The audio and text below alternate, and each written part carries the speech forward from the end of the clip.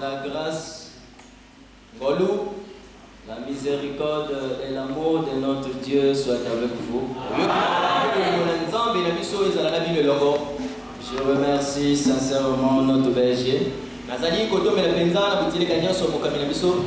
ce qu'il m'a encore témoigné son amour ce soir pour que je me tienne le haut de sa chair. Et depuis un certain temps, j'ai constaté que Dieu ne veut pas que j'écris beaucoup.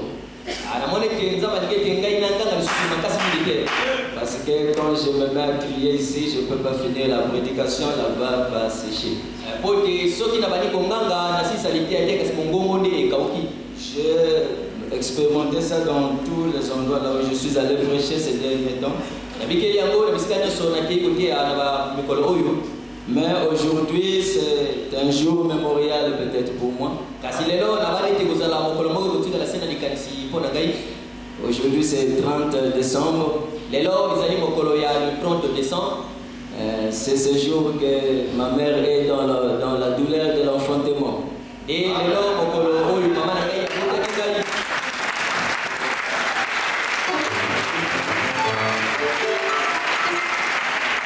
Je vais naître demain à 9h. 31 décembre à 9h, je suis né. Le 31 décembre à 9h. Amen. Donc demain c'est mon anniversaire. Quand nous augmentons en âge, c'est-à-dire que nous avons perdu une année encore. Quand vous fêtez bonne année, c'est-à-dire que tu es tenté de fêter que tu as perdu une année de plus. Tu n'as pas gagné de l'âge, mais tu as perdu.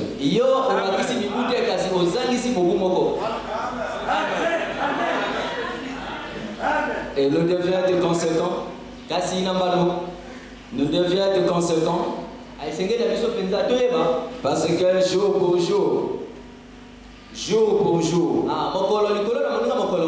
nous nous avançons vers l'enlèvement. Avant de commencer ma prédication, j'aimerais lire d'abord une citation ici. Maintenant, nous essayons de placer les réunions de réveil dans le meilleur cadre possible. Je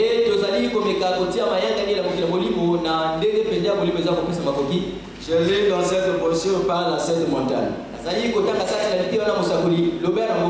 Vous croyez que nous sommes dans le temps du réveil?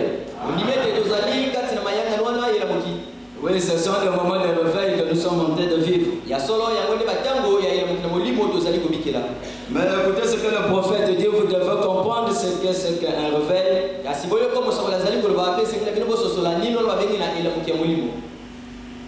Nous essayons de placer les réunions de réveil dans le meilleur cadre possible.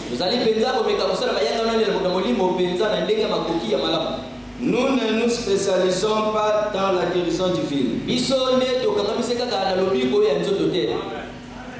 Comme on dit, parce que la guérison divine n'est pas le plus important. Et vous ne pouvez pas mettre en avant le moins important. Nous savons cela. La grande chose donc que nous recherchons dans tout réveil, c'est premièrement d'amener les âmes perdues à Christ. Et de réveiller l'Église,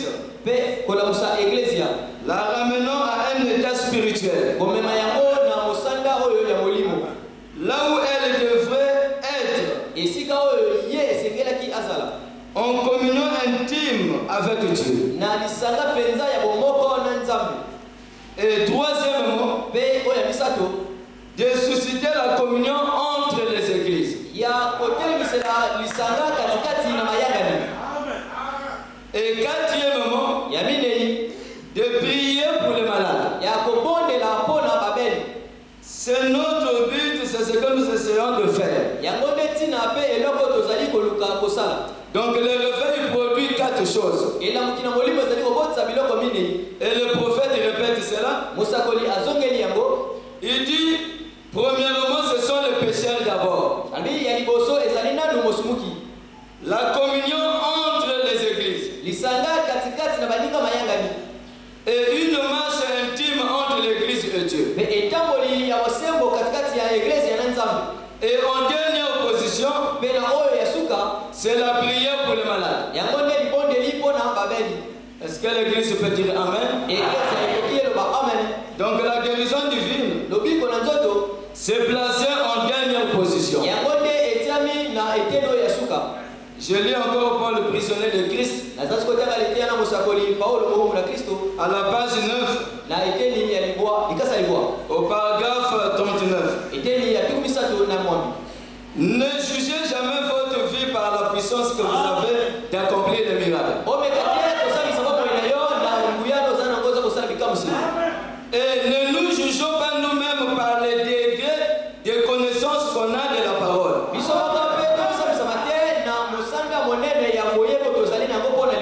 Mais jugez-vous toujours.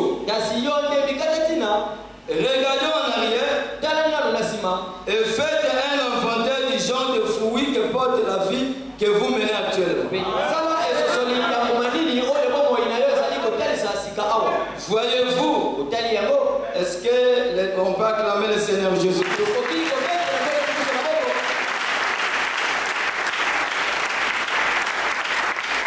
Sans plus tarder, nous nous levons pour dire la parole. Nous prenons le livre de 1 roi, le chapitre 17, le verset 1. Je veux voir jusqu'à quel verset je vais m'arrêter. Élie le Tishbite, l'un des habitants de Galan, dit à Akab, l'Éternel est vivant, le Dieu d'Israël, dont je suis le serviteur. Il n'y aura ces années-ci ni rosée ni pluie, sinon à ma parole. Et la parole de l'Éternel fut adressée à Élie en ce mot. Pars d'ici, dirige-toi vers l'Orient et cache-toi près du torrent de Kérit, qui est en face du Jourdain. Tu boiras de l'eau du torrent et j'ai ordonné au corbeau de te nourrir.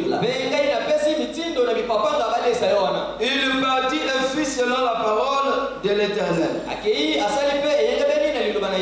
Et il alla s'établir près du torrent de Kérit, qui est en face du Jourdain. Le corbeau lui apportait du pain et de la viande le matin, et du pain et de la viande le soir. Et il buvait de l'eau du torrent. Mais au bout d'un certain temps, le torrent fut à sec, car il n'était point tombé de pluie dans le pays. Alors la parole de l'Éternel lui fut adressée en ce moment. Lève-toi, va à Sarepta, qui appartient à Sidon, et demeure là. Voici j'ai ordonné à une femme veuve de te nourrir. Bien-aimé, merveilleux Père Céleste, tu as fait de moi un prédicateur, Seigneur. Et il arrive des fois, je me demande, il y a des gens qui ont des voix plus portantes que moi. Mais tu m'as choisi, Seigneur. Tu m'as appelé au ministère, Seigneur. Je ne suis rien sans toi. Ma vie n'est rien sans toi. C'est toi qui es le donateur de tout l'excellent. Et c'est de toi aussi, Seigneur, qui peut descendre ce soir afin de parler à ce peuple qui a faim et soif de t'écouter.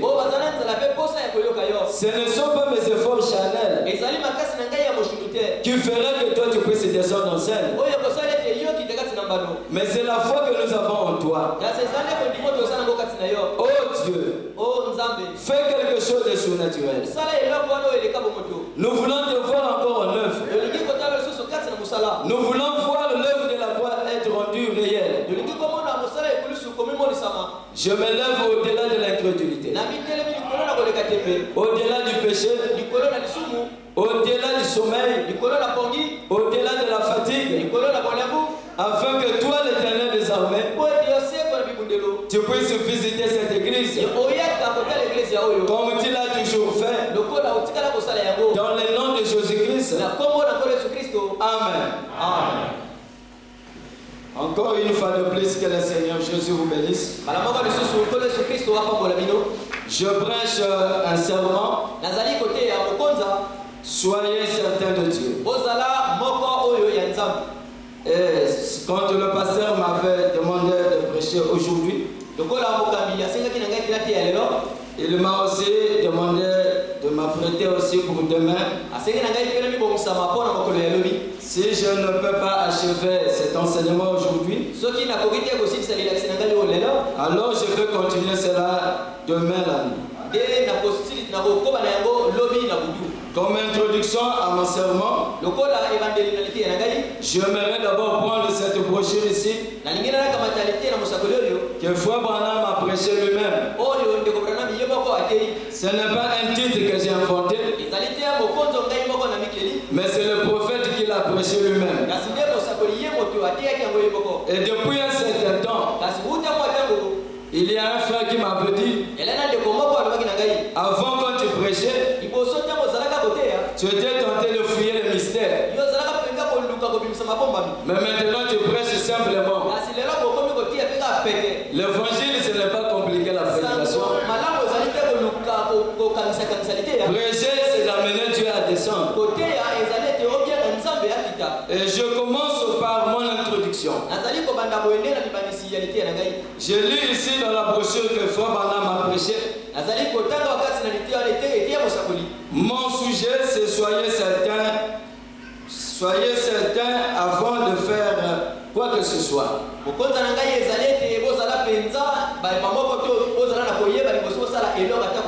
Soyez certains dans votre cœur qu'il s'agit de Dieu. Et quand vous avez satisfait à tout ce qu'il a dit et que le plus, vous êtes certains qu'il est Dieu. C'est là que la foi entre en action. Précisément là, la foi tient ferme, car elle sait que Dieu existe. Et vous avez rempli chacune des conditions. Vous croyez qu'il existe. Et la foi tient ferme. Oh, béni soit son nom. La foi ne bougera pas, car elle est sûre que Dieu existe et qu'il est le rémunérateur de ceux qui le cherchent. Puisse ceci pénétrer profondément en vous. Le prophète dit Branham tabernacle. Et moi je dis la pierre de fête tabernacle. Et il demeurait à jamais. Si vous avez rempli les conditions requises par Dieu, et que dans votre cœur, vous croyez qu'il existe, alors Dieu ne fait qu'éprouver votre foi. Car il aime faire cela. Si vous avez confessé vos péchés et satisfait à chacune d'exigence de Dieu, et qu'il reste malgré tout silencieux,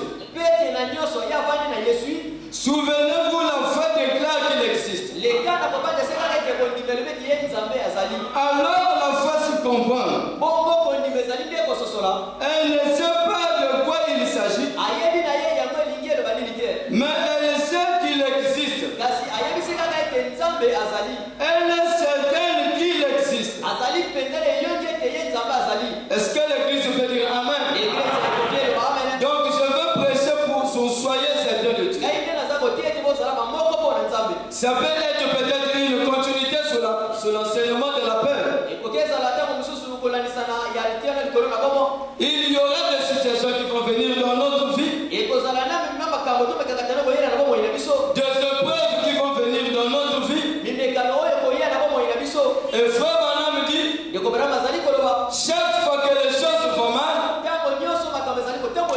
vous devez être certain de Dieu. Qu'il y ait la solution ou pas, si vous avez la foi dira que je suis certain de Dieu. Ici, on vient de nous parler de l'histoire d'Israël. En Israël, il y avait un roi Akab. C'est lui qui avait pris le trône. Et frère Branham dit Israël était une nation forte et puissante.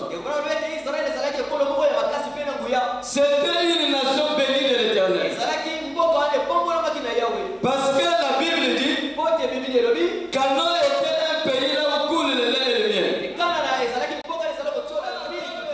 Plus mauvais de tous les rois.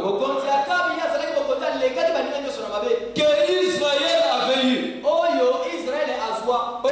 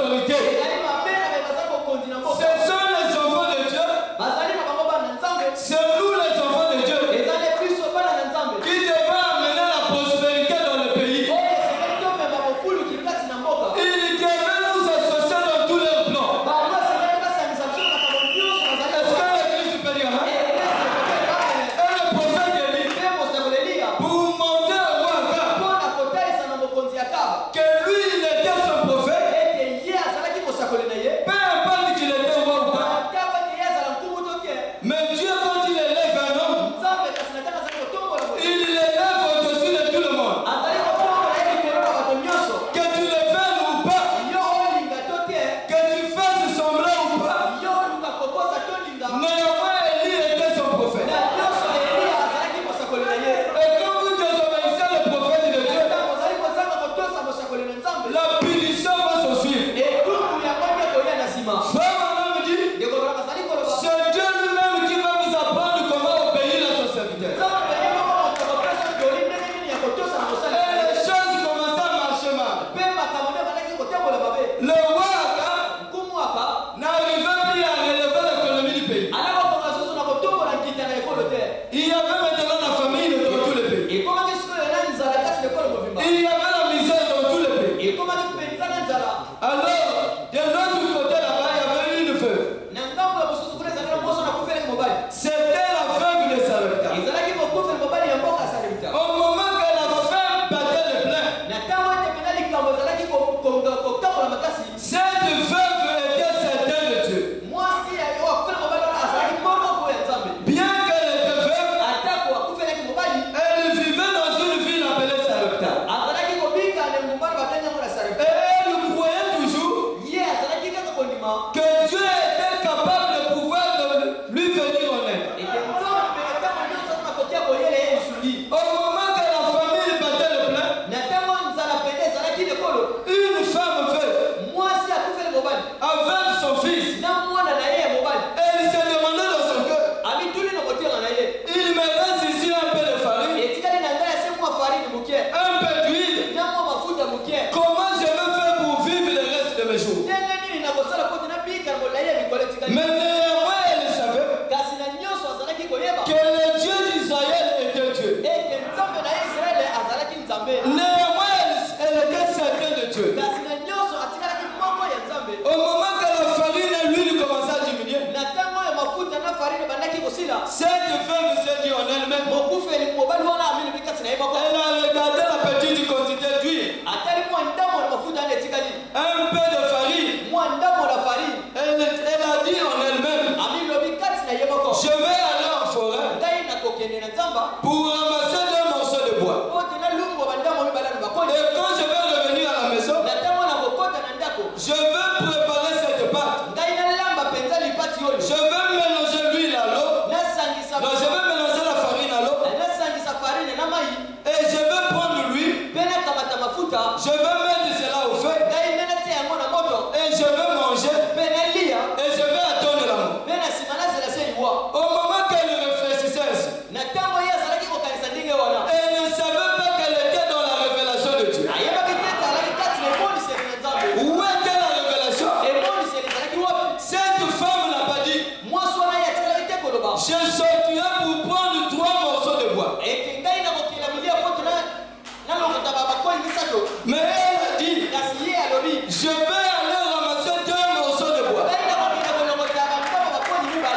je vais venir à la maison. Je vais préparer. Et je vais mourir. Alors le prophète dit, au moment que cette femme partait pour ramasser ces 2 morceaux de bois, quand le Dieu du ciel a regardé cette veuve, Dieu a découvert le mystère de la croix.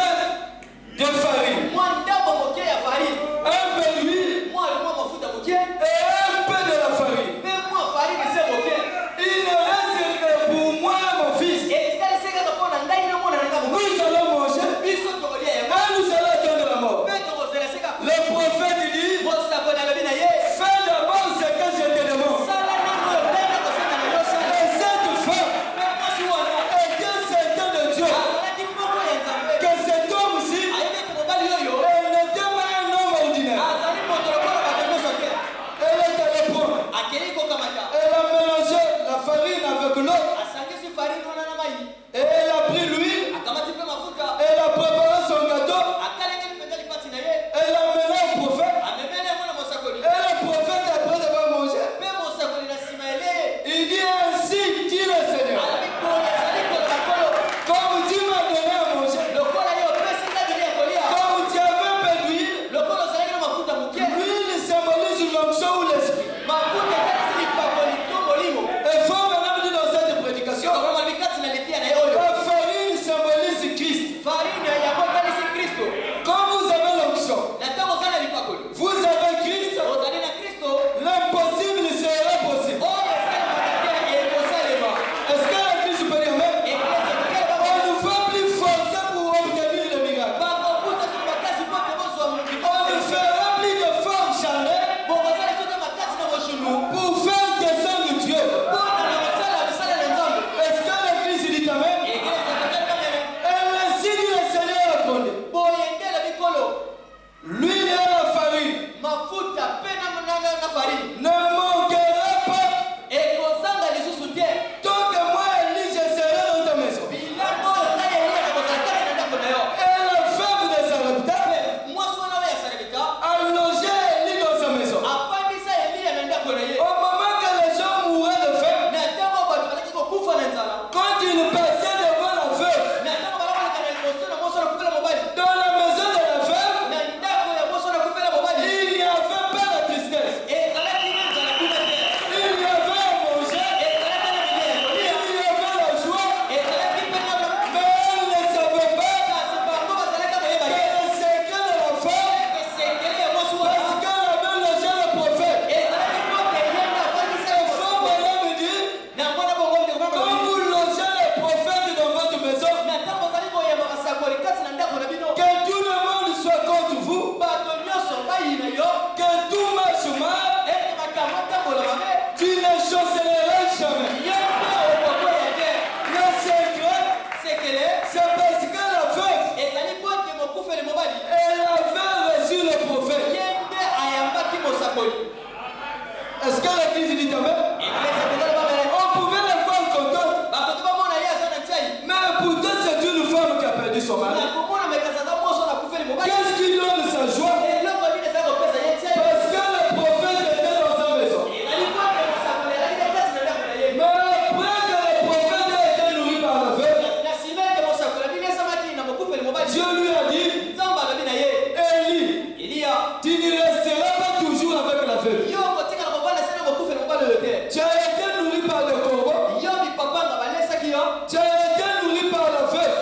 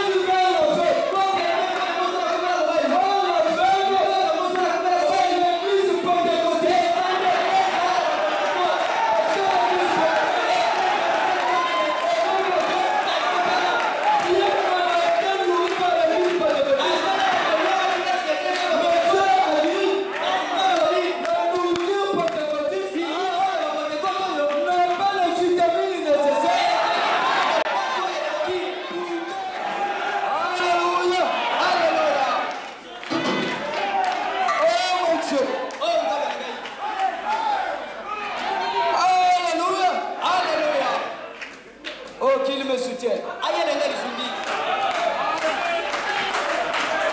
Je peux arrêter cette montre.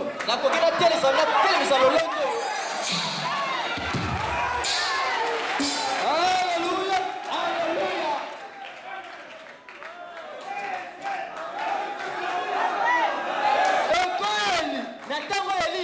Est allé au sommet de la montagne. Après avoir mangé, Dieu lui a dit, comment que Dieu descendait? Il y a eu des coups de tonnerre, il y a eu des éclairs, il y a eu des tremblements de terre. Dieu n'était pas dans toutes ces choses.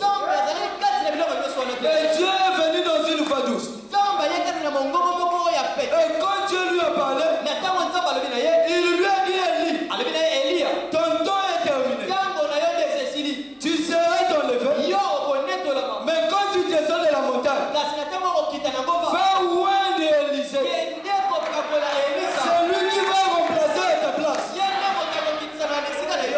quand le prophète descend, il va loin d'Élisée. Et l'autre prophète aussi, William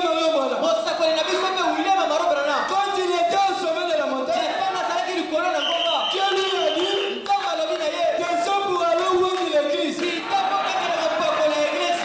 Place le sept sceaux. Parce que ton temps est terminé. Élisée, c'est le type de l'épouse. Est-ce que l'église peut dire même? Mais quand il a oué Élisée, il devait traverser le Jourdain. Le dernier miracle d'Élie, le sommet de son miracle, c'était la traversée du Jourdain. Et remarquez, quand Élie est parti au ciel, Élisée lui a laissé son manteau. Élie a reçu le manteau d'Élie. Alors avec le manteau d'Élie,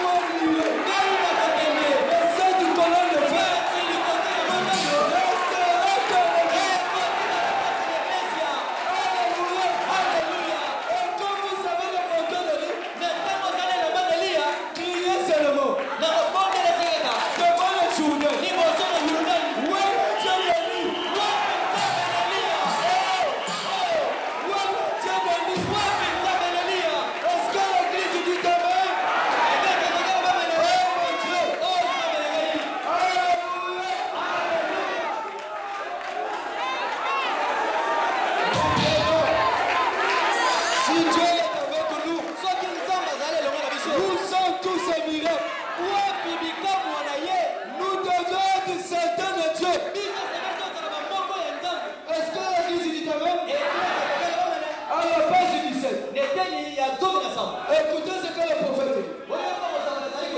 Comment peut-il être le même hier, aujourd'hui, éternellement, et que la guérison divine soit néanmoins le fond? Comment c'est que la puissance, comment la Bible a placé dans l'ordre d'abord les apôtres, les prophètes, les docteurs, les évangélistes, les pasteurs, pour confirmer que l'évangile vit toujours. Donc vous verrez le ministère en action. Ça veut dire c'est un signe qui parle. Que l'évangile vit toujours. Est-ce que l'église dit amen? Écoutez mes frères. Et Dieu les envoie en plein au milieu de nous. Dieu les envoie en plein au milieu de nous. Et nous avons tourné le dos à cela. Nous avons tourné le dos à cela. Dieu n'échoue pas. Ce sont les gens qui ont failli. Où sont alors les prodiges au milieu de nous? Où sont-ils? Dieu était en train de parler